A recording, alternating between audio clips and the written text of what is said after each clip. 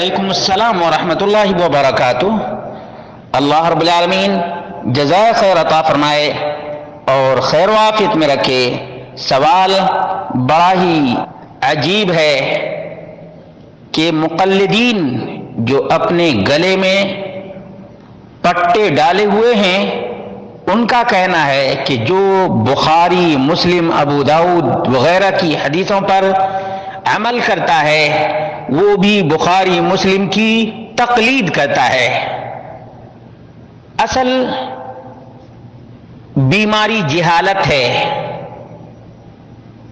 اور علم سے دوری ہے، ورنہ تقلید کے معنی اور مفہوم کو ہی جان جائے تو بخاری اور مسلم کی حدیث پر عمل کرنے والے کو بخاری اور مسلم کا مقلد نہیں کہے گا۔ کیوں جانتے؟ اس لیے کہ قلدہ فی کذا اے تبعہ من غیر تأمل ولا نظر۔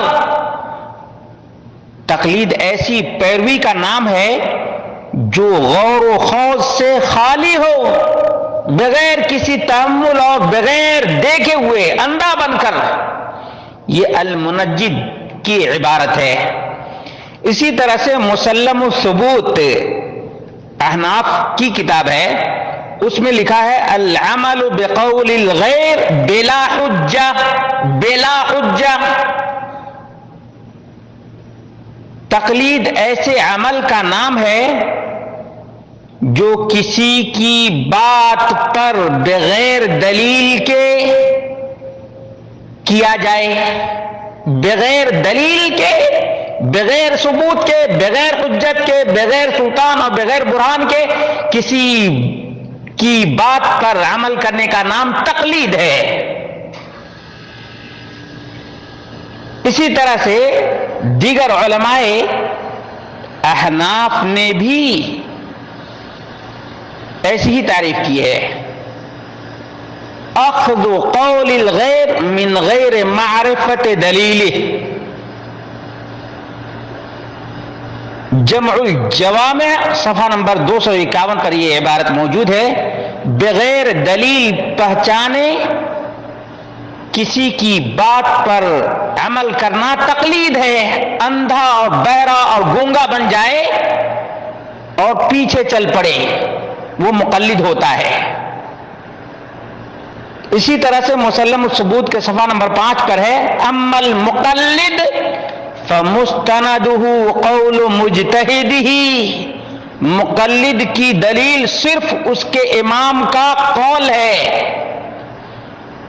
نہ تو وہ خود تحقیق کر سکتا ہے نہ اپنے امام کی تحقیق پر نظر ڈال سکتا ہے۔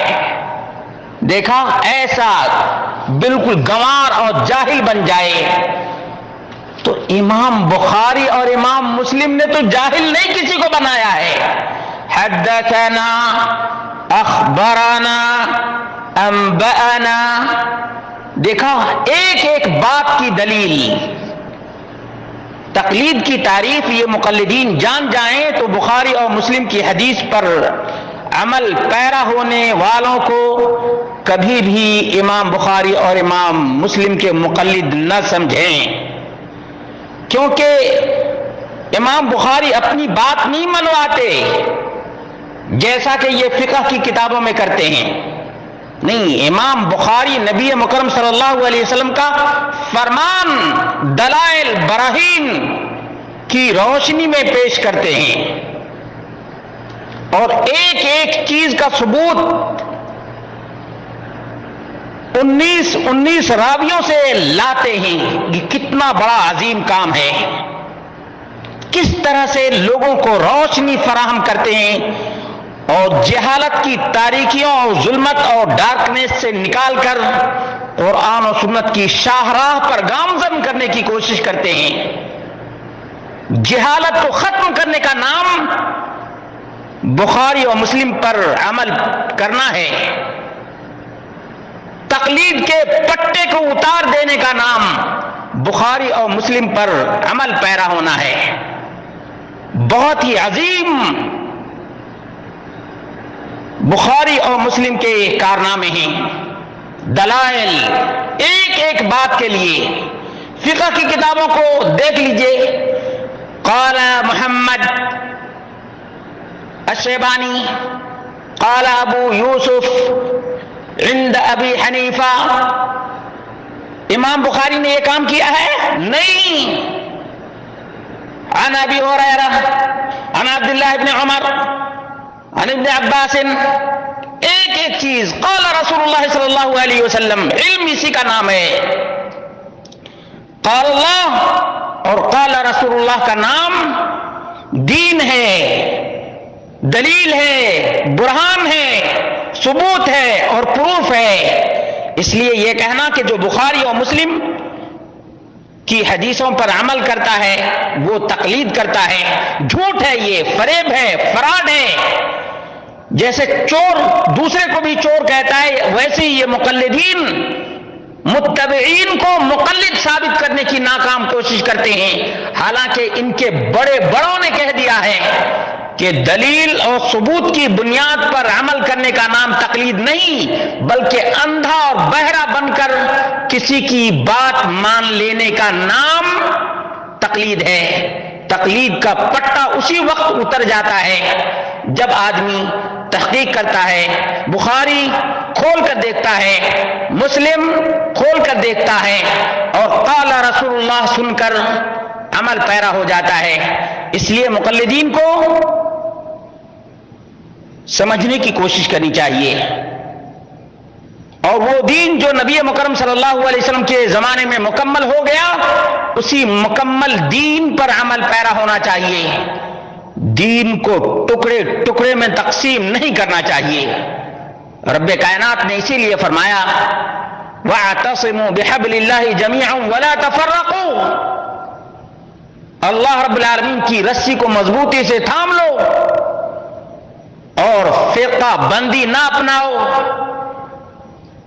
دین مصطفیٰ کو 4 ٹکڑوں میں تقسیم کیا تقلید کی وجہ سے، اور 4 ٹکڑوں میں مزید 4 ٹکڑے سلسلے نکالے،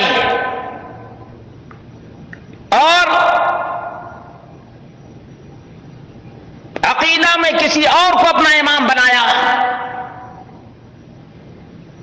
فروعی مسائل میں کسی اور کو بنایا، اور سلوک میں کسی اور کو اپنا امام بنایا۔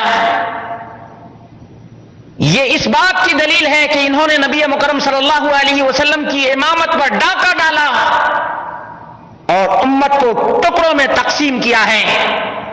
اسی کا نتیجہ ہے کہ آج کوئی ماتریدی ہے تو کوئی اشعری ہے تو کوئی مجددی ہے تو کوئی ماتریدی ہے تو کوئی دیوبندی ہے تو کوئی بریلوی ہے تو کوئی حنفی حیاتی ہے تو کوئی حنفی مماتی ہے تو دوسرا برکاتی ہے۔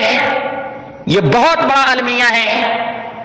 کتاب و سنت کے چھوڑنے کا انجام ٹکڑوں میں تقسیم ہونا ہے۔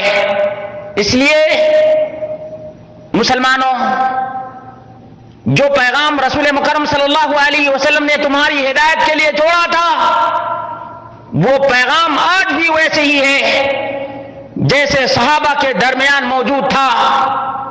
کتاب اللہ و سنتی، کتاب اللہ و سنتی۔